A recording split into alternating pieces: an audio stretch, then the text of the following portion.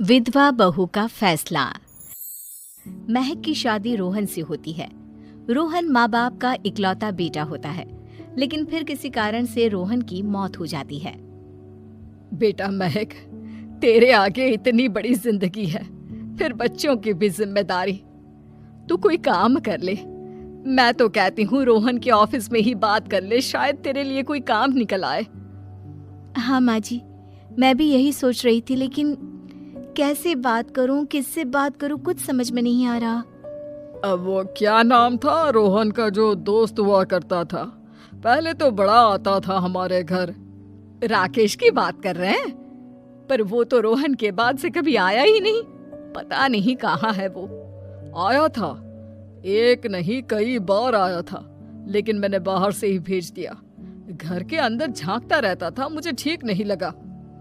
अरे आपको तो पता नहीं क्या ठीक लगता है और क्या नहीं। उसका नंबर है मेरे पास, मैं आज ही फोन करती हूँ।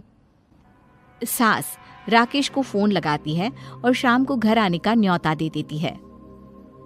अरे आंटी, ओहो भाग्य हमारे कि आपने घर बुलाया।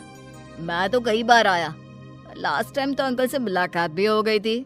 हाँ, वो हम लोगों को निकलना था ना कहीं उस वक्त। अरे छोड़ो ना बेटा, बोलो क्या लोगे? आपकी बहू। क्या बकवास कर रहे हो राकेश? अरे मेरा मतलब ये है कि आपकी बहू कहाँ है? भाभी जी के हाथ की चाय की बस एक प्याली मिल जाती तो। महक चाय लेकर आती है, लेकिन वो जैसे ही राकेश की ओर देखती है, उसे राकेश पसंद नहीं आता। वो अंदर जाने को होती है कि अरे भाभी जी कहाँ जा रही हैं? बैठिए तो सबके साथ। जी नहीं, बच्चों को खाना खिला रही हूँ, आप माँ जी से बात करें ना। अंदर जाने के बाद सास कहती है, अरे बेटा राकेश, वो क्या है ना, वैसे तो तेरे अंकल जी की पेंशन आती है, साथ ही ऊपर 2 मंजिल मकान से किराया भी, तो हम लोगों का तो अच्छा चल जाता है। लेकिन महक, उनकी चिंता आप न करें आंटी, आदेश दें बस आप तो। देखो भाग्यवान, रहने दो, कोई बात नहीं, मैनेज हो जाएगा। अरे क्या मैनेज हो जाएगा अंकल, हमें भी बता दें। आप चुप रहिए जी। अब वो क्या है ना राकेश, तुझे तो पता है कि रोहन के 2 बच्चे हैं, उनकी पढ़ाई लिखाई का खर्चा बहुत है।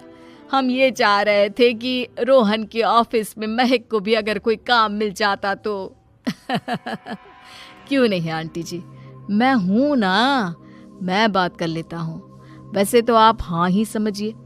महक भाभी को बोल देना कि कल तैयार रहें मेरे साथ ऑफिस चलने के लिए, मैं मालिकों से मिलवा दूंगा उन्हें। महक अंदर से सब सुन रही थी।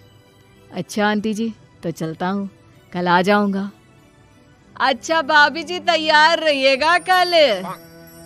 राकेश तो चला जाता है, लेकिन ससुर सास पर बरस पड़ते हैं।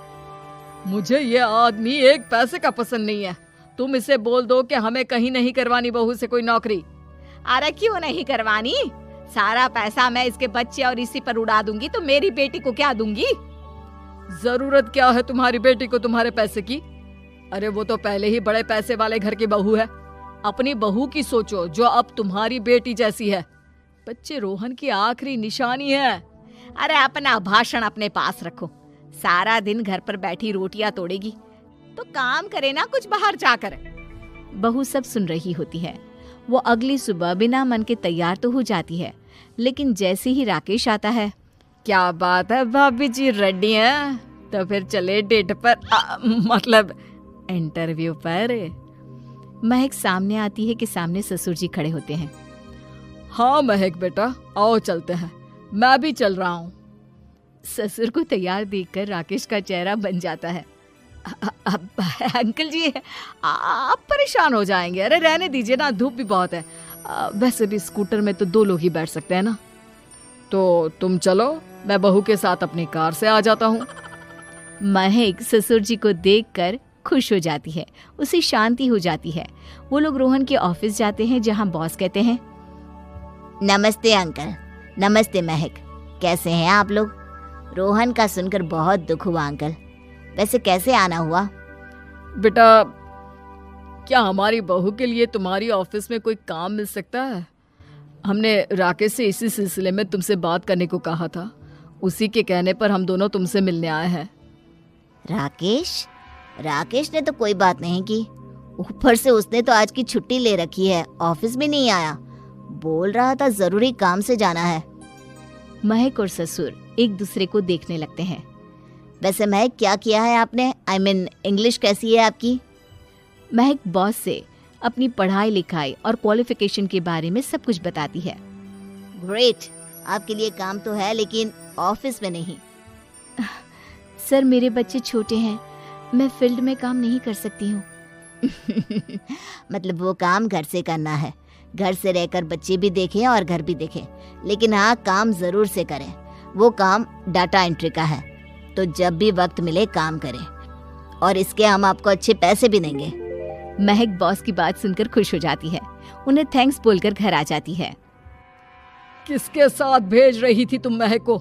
अरे वो कमीना, उसने तो ऑफिस से छुट्टी ले रखी थी, बात भी नहीं की थी उसने बॉस से बहू के काम के लिए।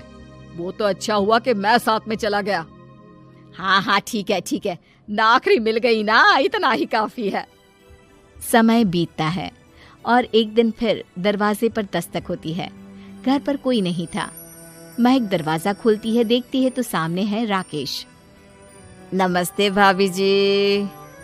नमस्ते, घर पर कोई नहीं है, आप कल आइएगा। अरे, कैसी बात कर रही हैं भाभी जी, हम तो आपकी मदद के लिए आए हैं।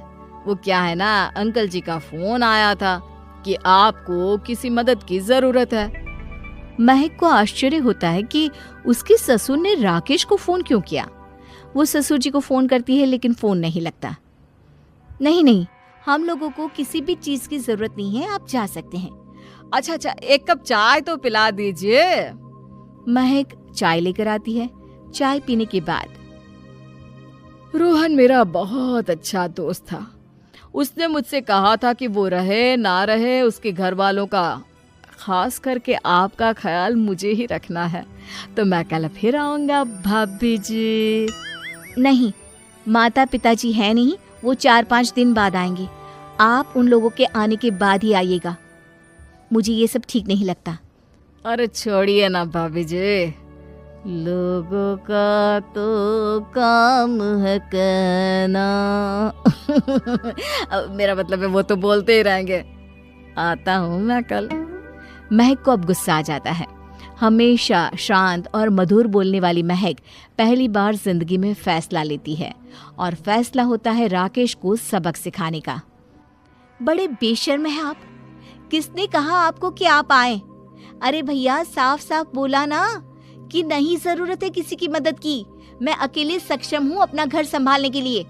आज आखिरी बार बोल रही हूँ, इस घर की तरफ आंख उठाकर भी देखा ना तो देख लेना, वरना पुलिस के हवाले कर दूंगी। निकलो यहाँ से, या धक्के मार कर निकालूं। पुलिस का नाम सुनते ही राकेश वहां से 9-2-11 हो जाता है, और महक को अपने फैसले पर गर्व होता है।